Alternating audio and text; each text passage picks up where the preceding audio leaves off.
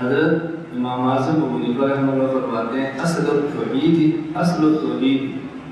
اصل توحید یہ ہے وما یصح الاعتقاد علیہ، اور توحید کے متعلق جس پر اعتقاد کرنا درست ہے وہ یہ ہے کیا کہے آمنت باللہ و ملائکتہ، یہ فلاں فلاں چیزیں کہ اب دیکھیں اگر آپ احادیث دیکھیں گے تو بعض احادیث میں 6 چیزیں ہیں، بعضوں میں زیادہ چیزیں ہیں۔ یہ نہیں ہے کہ ہر حدیث میں یہ ساری چیزیں موجود ہیں، آمنت باللہ و ملائکتہ و کتبہ و رسلہ والیوم الآخر والبعث بعد الموت والقدر خیرہ و شرہ من اللہ تعالی والحساب والمیزان والجنہ والنار، اتنی ہو گئی 11۔ اور آپ اشراق کتاب ایمان حدیث نبوی دیکھیں، اخبرنی عن الایمان، وہاں 6 چیزیں، اخبرنی عن الایمان، اللہ کے فرماتے ہیں ان تؤمن باللہ و ملائکتہ و کتبہ و رسلہ والیوم الآخر و تؤمن بالقدر خیرہ و شرہ، وہاں 6 ہیں۔ الفقہ الاکبر میں 5 ہیں، 11 ہیں۔ اب اگر وہ بندہ کہ حدیث میں نبی پاک تو 6 فرما رہے ہیں، امام صاحب 11 فرما رہے ہیں، تو یہ تو حدیث کے خلاف ہے۔ سوال یہ ہے کہ الفقہ الاکبر حدیث کی کتاب نہیں ہے، الفقہ الاکبر عقیدے کی کتاب ہے۔ عقیدے کی کتاب یہ دیکھا جائے گا کہ مختلف احادیث میں مختلف مقامات پر جو عقائد بیان کیے ہیں ان کو ایک جگہ پہ جمع کریں، اور یہی بات فقہ میں ہوتی ہے کہ جو مسائل فقہیہ قرآن کریم اور احادیث میں پھیلے ہوئے ہیں ان کو یکجا جمع کر دو، یہ فقہ کی کتاب بن جاتی ہے۔ اب اس بات کو سمجھنا ضروری ہے، یہ بات میں کیوں کہہ رہا ہوں؟ اب توحید کی اقسام ہر آدمی اپنے ذوق کے مطابق کرتا ہے کہ توحید کی کتنی قسمیں ہیں، کوئی کہتا ہے 4 قسمیں ہیں، کوئی کہے گا 3 قسمیں ہیں، کوئی اور اقسام بیان کرے گا۔ مثلا شرح عقیدہ طحاویہ جو میری شرح ہے، ہم نے اس میں لکھا ہے کہ توحید کی 3 قسمیں ہیں، توحید فی الالوہیت، توحید فی الربوبیت، توحید فی الصفات۔ اللہ تعالیٰ الوہیت بھی رکھتا ہے اور ربوبیت بھی رکھتا ہے اور دیگر صفات کے اندر بھی یکتا ہے۔ اس پر بعضوں کو اشکال پیش ہوا کہ یہ تقسیم تو علامہ ابن تیمیہ نے کی ہے، علامہ ابن تیمیہ سے پہلے کسی نے نہیں کی، لہذا یہ تقسیم بدعت ہے۔ سوال یہ ہے، پہلی بات یہ سمجھیں کہ یہ تقسیم ابن تیمیہ نے کی ہے یا ابن تیمیہ سے پہلے بھی کسی نے کی ہے؟ حضرت عبید اللہ بن محمد بن بطہ، یہ بطہ طاس ہے، یہ حنبلی ہے اور ان کی وفات ہے 387 ہجری میں۔ ابن تیمیہ کی وفات ہے 728 ہجری میں، گویا امام ابن تیمیہ سے 300 تقریباً 38 یا 40 سال پہلے کے آدمی، اور یہ تقسیم فرما رہے ہیں اپنی کتاب الابانہ عن شریعت الفرقۃ الناجیہ و مجانبۃ الفرق المذمومہ، آگے کتاب الثالث الرد الجامعہ، اس میں فرماتے ہیں وذالک ان اصل الایمان باللہ الذی یجب علی الخلق اعتقادہ فی اثبات الایمان بہ ثلاثۃ اشیاء، کہ اللہ تعالیٰ کی ذات کے بارے میں ایمان لانا ہے تو 3 چیزوں کو ماننا چاہیے، تو ان نے بھی توحید کی تفسیر میں 3 باتیں کی۔ اچھا، پھر حضرت شاہ ولی اللہ رحمۃ اللہ علیہ حجت اللہ البالغہ کے اندر تعریف فرماتے ہیں وَعْلَمْ أَنَّ لِلتَّوْحِيدِ 4 مراتب، دیکھو توحید کے مراتب 4 ہیں۔ تو ابن تیمیہ سے پہلا بندہ 300 ساڑھے 300 سال پہلے والا وہ کہہ رہا ہے کہ مراتب 3 ہیں، اور کچھ بعد والا وہ کہہ رہا ہے کہ مراتب 4 ہیں، ابن تیمیہ کہہ رہے ہیں کہ 3 ہیں۔ اب حضرت ابن بطہ نے جو 3 بیان کیے ہیں وہ اور ہیں، شاہ ولی اللہ نے 4 بیان کیے ہیں وہ اور ہیں، ابن تیمیہ جو 3 قسمیں بیان کی ہیں وہ اور ہیں، ابن بطہ نے جو 3 قسمیں بیان کیے ہیں انہوں نے یہ بیان کروایا ہے۔ احدها ان يعتقد العبد آنیتہ لیکون بذلک مباینًا لمذہب اہل التعطیل، نمبر 1 اللہ کے وجود کو مانے۔ بعض لوگ ایسے ہیں جو اللہ کا وجود نہیں مانتے، لا یثبتون صانعا، نمبر 2 یعتقد وحدانیت، اللہ کے وجود کو مانے اور ایک مانے. کیوں؟ لیکون مباینا بذالک مذاہب اہل الشرک الذین اقروا بالصانع واشرکوا معه فی العبادۃ غیرہ. کیونکہ مشرکین اللہ تو مانتے ہیں لیکن ایک نہیں مانتے بلکہ زیادہ مانتے ہیں. نمبر 3 یعتقدہ موصوفا بالصفات التي لا يجوز الا ان يكون موصوفا بها من العلم والقدرہ. اللہ تعالیٰ کو صفات میں یکتا مانے، ایسی صفات میں یکتا مانے کہ جو صرف اللہ کے اندر ہو اوروں کے اندر نہ ہو. اب یہ کہہ رہے ہیں کہ توحید کی 3 قسمیں ہیں. اللہ کو مانے، اللہ کو ایک مانے، اللہ کو صفات میں یکتا مانے. حضرت شاہ ولی اللہ رحمہ اللہ فرماتے ہیں کہ 4 ہیں، ان کی تقسیم اپنی ہے.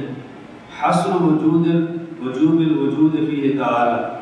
نمبر 1 اللہ کو ایک مانے، فلا یکون غیر واجبا، اس کے علاوہ کسی کو واجب الوجود نہ مانے. نمبر 2 حصر خلق الارض والسماوات والارض وسائر الجواہر فی تعالی. اس بات کا قائل ہو آسمان، زمین، عرش، ان سب کو ایک اللہ نے پیدا کیا ہے، اس کی پیدائش میں اللہ کے ساتھ کوئی اور شریک نہیں. نمبر 3 حصر خلق العرض. نمبر 3 حصر تدبیر السماوات والارض وما بینہما فیہ تعالی. آسمان اور زمین کو پیدا کیا، یہ دوسری قسم ہے. تیسری، آسمان اور زمین میں تدبیر کرنے والی صرف اللہ کی ذات ہے اور کوئی نہیں. نمبر 4 انہ لا یستحق غیرہ العبادۃ. عبادت میں اللہ کے علاوہ کوئی اللہ کے ساتھ شریک نہیں، مستحق عبادت صرف اللہ ہے. تو یہ کہتے ہیں 4 ہے. ابن تیمیہ فرماتے ہیں کہ 3 ہیں. الوہیت میں اللہ کو اکیلا مانے، ربوبیت میں اکیلا مانے اور صفات میں اکیلا مانے.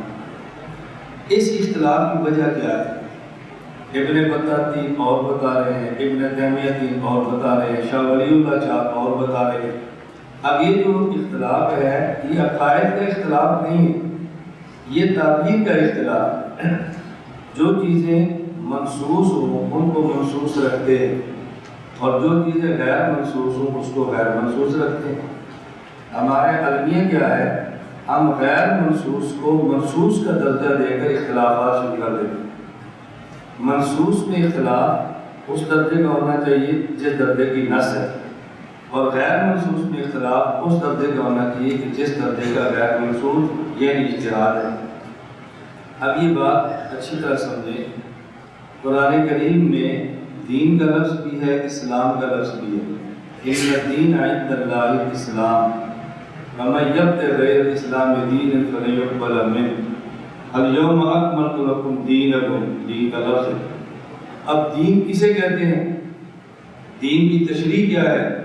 دین کی تعبیر کیا ہے؟ یہ قرآن میں نہیں. اب دین اسلام ہے یہ تو قرآن میں. کوئی شخص کے دین اسلام نہیں ہے اس کو تو شاید آپ مسلمان ماننے کے لیے بھی تیار نہیں.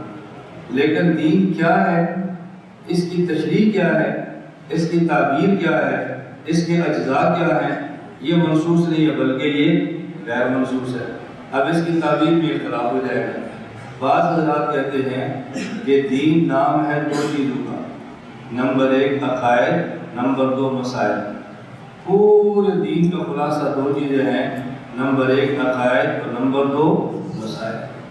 بعض کہتے ہیں دین نام ہے 3 چیزوں کا. نمبر 1 عقائد، نمبر 2 مسائل، نمبر 3 اخلاق. کیونکہ اخلاق اور مسئلہ الگ چیز ہے. مسئلہ کہتے ہیں اعمال کو، عمل کا تعلق وجود کے ساتھ ہے، اور اخلاق کا میں خلق بھی، خلق کا تعلق قلب کی باطنی کیفیت کے ساتھ ہے. کوئی آدمی اپنی غربت بیان کرتا ہے، کیسا کرسی بیان کرتا ہے، یا سردی میں کسی کو آپ ٹھٹھرتا ہوا دیکھتے ہیں، اس کے کانپنے کو دیکھ کر دل میں کیفیت پیدا ہوتی ہے کہ یار اس کو گرم چادر دینی چاہیے، اس کو یہ کیفیت پیدا ہو رہی ہے، یہ سخاوت ہے. اب اس پہ ہم عمل کریں گے تو یہ انفاق ہے. اب انفاق الگ چیز ہے اور سخاوت الگ چیز ہے.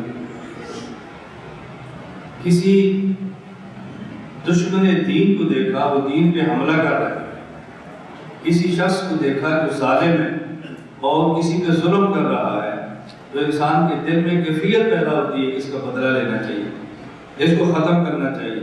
یہ جو کیفیت ہے نا، یہ شجاعت، اور اس پر جو عمل کرے گا نا وہ قتال ہے۔ بازار میں گئے ہیں، نامحرم لڑکی ہے، خوبصورت ہے، جوان ہے، اس کو دیکھنے پر دل میں داعیہ پیدا ہوتا ہے کہ میں اس کو دیکھوں، اور ساتھ بندے کے ذہن میں خیال آتا ہے یہ کسی کی غیرت ہے، یہ کسی کی عزت ہے، یہ کسی کی بیٹی ہے، میرے اللہ نے مجھے منع کیا ہے۔ یہ جو قلبی نہ دیکھنے کی وجہ سے یہ حیا ہے، اور جب اس پر عمل کریں گے، آنکھیں جھکائیں گے، یہ غض بصر ہے۔ اب آپ حیا کو کہتے ہیں اخلاق، خلق، اور غض بصر کو کہتے ہیں عمل۔ بعض کہتے ہیں تین چیزوں کا نام ہے، نمبر 1 عقائد، نمبر 2 اعمال، اور نمبر 3 اخلاق۔ کیوں؟ اندر کیفیت ہوگی تو عمل کرے گا، کیفیت نہیں ہوگی تو عمل نہیں کرے گا۔ انہوں نے کیفیت کو مستقل حصہ شمار کر لیا، اور بعض نے کہا نہیں، دو ہی چیزیں ہیں، عقائد اور اعمال۔ کیوں؟ کیفیت پیدا ہوگی تو کرنا تو عمل ہی ہے نا، لہٰذا دو ہی چیزیں، کیفیات اس کے لیے معین اور مفید ہے، اور یہی خانقاہوں میں کیفیات پیدا کی جاتی ہے، اس کیفیت کی وجہ سے انسان اعمال کرتا ہے۔ بعض کہتے ہیں نہیں، دین نام ہے 5 چیزوں کا، نمبر 1 اعتقادات، نمبر 2 عبادات، اعمال، نماز روزہ، نمبر 3 اخلاقیات، نمبر 4 معاشرات، نمبر 5 معاملات۔ سننے کا نہیں 5 چیزوں کا نام ہے۔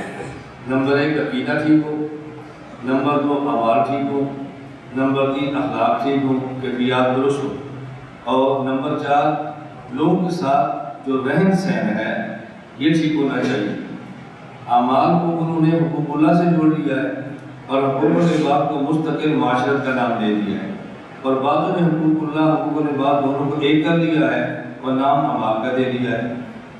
انہوں نے کہا، اور پھر ایک ہے جسمانی معاملہ اور ایک ہے مالی معاملہ، انہیں جسمانی کو الگ کر دیا ہے اور مالی کو الگ کر کے معاملات کا نام دے دیا ہے۔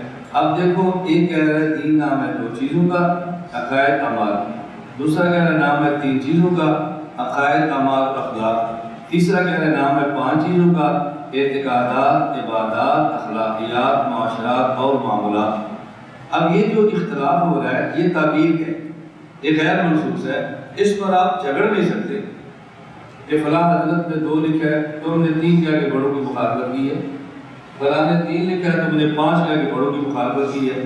اور بھائی ایک بڑا ہے، ایک اس سے چھوٹا ہے، ایک اس سے چھوٹا ہے، جو ماحول بدلتا رہتا ہے، تعبیرات بدلتی رہتی ہیں بات کو سمجھانے کے لیے۔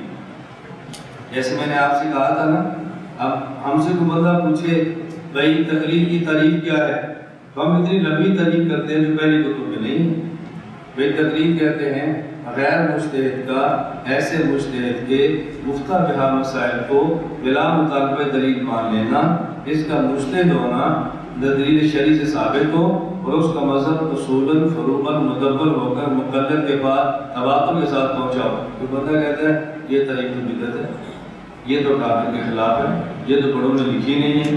بھائی بڑوں نے نہیں لکھی، بڑوں نے ساری باتیں لکھی ہیں، ہم چھوٹوں نے ساری باتوں کو جمع کر کے ایک نام دے دیا ہے۔ تو یہ بڑوں کی مخالفت کیسے؟